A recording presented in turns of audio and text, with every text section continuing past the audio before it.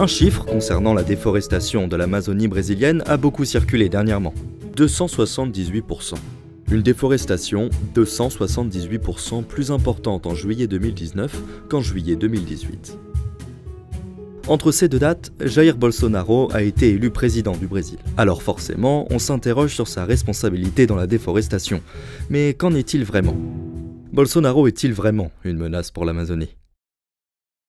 Avant toute chose, il faut se demander en quoi la déforestation en Amazonie brésilienne est un problème. Il y a 3 raisons majeures. La première, c'est celle du réchauffement climatique. La forêt amazonienne, plus grande forêt tropicale au monde, capte environ 10% du CO2 mondial et libère de l'oxygène. C'est ce que l'on appelle un puits de carbone. Et quand un puits de carbone est détruit, il relâche tout ce qu'il stockait auparavant.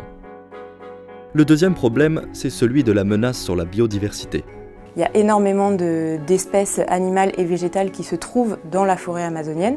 Pour vous donner un exemple, si vous prenez 1 hectare de forêt tropicale amazonienne, vous allez trouver entre 100 et 150 espèces d'arbres différentes, alors que si vous prenez 1 hectare de forêt en France, il va y avoir en moyenne en dessous de 10 espèces d'arbres différentes. Donc c'est un enjeu absolument énorme en termes de biodiversité et en termes de climat. Et la troisième menace concerne les populations autochtones qui vivent dans la forêt amazonienne. Un enjeu absolument important pour les prochaines années à venir, c'est aussi de renforcer le pouvoir de ces populations autochtones pour qu'ils puissent défendre la démarcation de leurs terres et défendre leur territoire. Mais alors, si c'est aussi problématique, pourquoi on déforeste ? En réalité, si la forêt amazonienne est déforestée, ce n'est pas principalement à cause des feux de forêt, de l'industrie du bois ou encore des mines d'or. Le moteur principal de la déforestation en Amazonie brésilienne, il est connu, c'est l'agro-industrie, très clairement. C'est l'industrie du soja et l'industrie du bœuf. Aujourd'hui, en Amazonie brésilienne, vous avez 67% des terres déforestées qui sont utilisées pour les pâturages, pour ensuite faire paître le bétail. Et vous avez également le soja, qui est une cause indirecte de déforestation, puisque le soja s'est déporté sur d'autres régions. Prenons l'exemple de l'état de Rondônia, au Brésil. En 2000, et vu d'en haut, ça ressemblait à ça. 12 ans plus tard, la déforestation est bien visible. Donc ce phénomène n'est pas apparu avec Bolsonaro, et on peut se demander si la situation et les chiffres des derniers mois sont vraiment exceptionnels. En reprenant les chiffres de la déforestation sur les dernières années, on peut identifier 3 périodes distinctes. Entre 1988 et 2004, la déforestation se situe entre 20 et 28 000 km² par an. Puisque c'est toujours très pratique de comparer avec les terrains de football pour mieux se rendre compte, et qu'il existe même un convertisseur fait pour, 28 000 km², ça fait environ 4 millions de terrains de foot, rasés, par an. À partir de 2004, la déforestation chute jusqu'à 4 500 km² par an en 2012. Pourquoi ? Parce que le président de l'époque, Lula, a mis en place des politiques visant à encadrer et réduire la déforestation de l'Amazonie. Pour des questions environnementales, mais aussi de reconnaissance internationale, afin de montrer que ces questions sont importantes pour le Brésil. Et depuis 2012, la situation stagne, mais le mois de juillet dernier bat tous les records depuis 2015.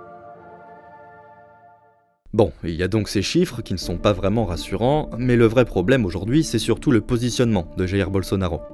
Là où ça peut être particulièrement inquiétant, c'est si Bolsonaro ou un président décide de modifier les lois de son pays.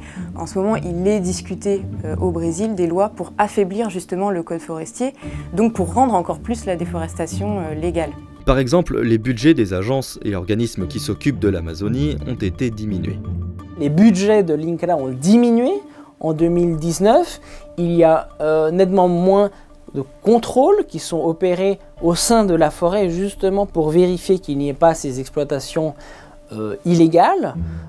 La FUNAI, qui est l'agence qui est censée défendre les populations indigènes au Brésil, elle aussi a moins d'effectifs, moins de budget. Et aujourd'hui, c'est l'État qui souhaite la déforestation de l'Amazonie. Et l'exemple le plus récent pour illustrer la position de Bolsonaro est sa réaction aux chiffres sur la déforestation sortis récemment, émanant pourtant de son propre gouvernement. Grande que nós temos. Eu acho até que, aprofundando os estudos, ver se por acaso essas pessoas divulgaram de má fé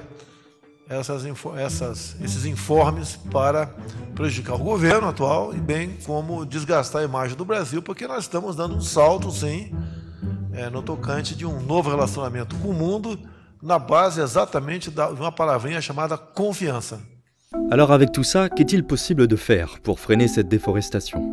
Il y a plusieurs solutions qui peuvent être mises en place. La première, c'est qu'il faut que les gouvernements qui importent les matières premières en provenance du Brésil, le bœuf, le soja ou autres, il faut que les gouvernements qui importent ces matières premières-là refusent d'importer des matières premières tant qu'ils n'ont pas la preuve, la garantie que ces matières premières n'ont pas contribué à la déforestation en Amazonie, au Brésil ou ailleurs. La situation au Brésil, elle est extrêmement inquiétante.